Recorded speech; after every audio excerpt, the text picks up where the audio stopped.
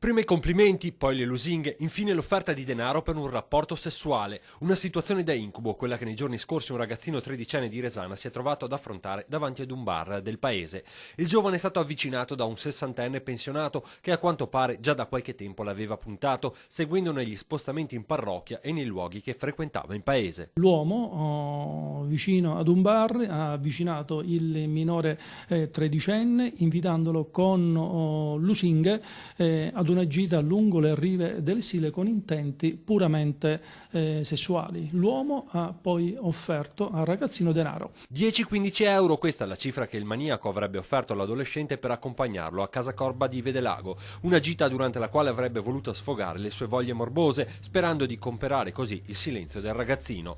L'anziano gli avrebbe anche pizzicato il petto chiedendogli se avesse completato lo sviluppo. Il ragazzo però ha avuto la prontezza di fuggire a casa e di raccontare tutto al padre, che immediatamente si è rivolto ai carabinieri.